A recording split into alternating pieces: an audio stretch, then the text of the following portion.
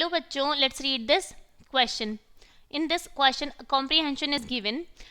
Carboketine is a group of atoms with positively charged carbon atom having 6 electrons in the valence shell after sharing. Carboketines are formed in the heterolysis of a bond and are planar species.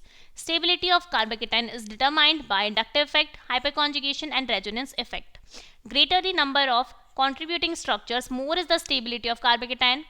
Electron releasing groups plus I effect increases the stability of carboketine, whereas the electron withdrawing group minus I effect have an opposite effect. Now the question is the most stable and the least stable carboketine among here the structure first, second, third and fourth are given, so are respectively. तो यहाँ पे हमें most stable और least stable carbocation के बारे में बताना है.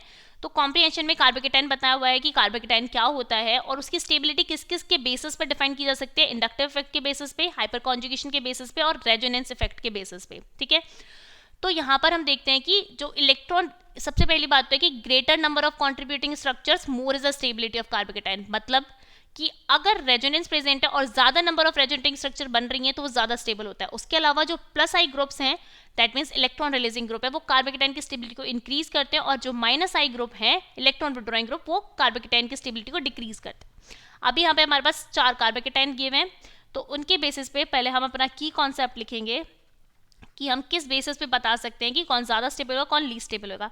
तो stability of carbocation depends upon inductive effect. We can define by inductive effect.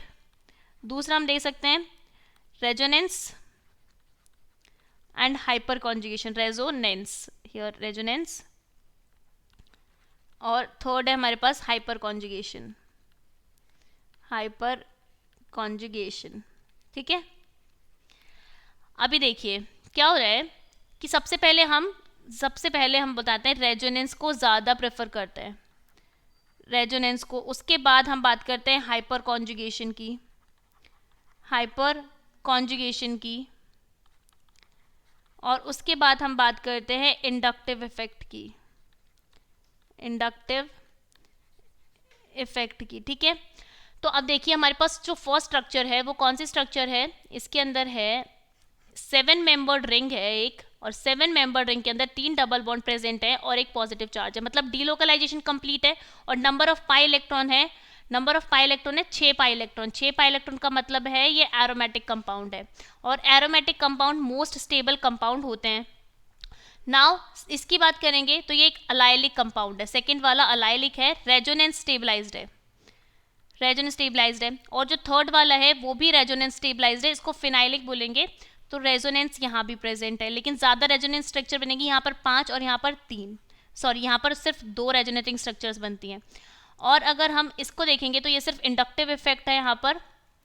तो अगर हम स्टेबिलिटी का ऑर्डर लिखेंगे तो first, then third, then second and then fourth. तो मोस्ट स्टेबल होता है फर्स्ट एंड लीस्ट स्टेबल है fourth. Hence option D will be the correct choice for this question. Hope you understood it well. Best of luck and thank you.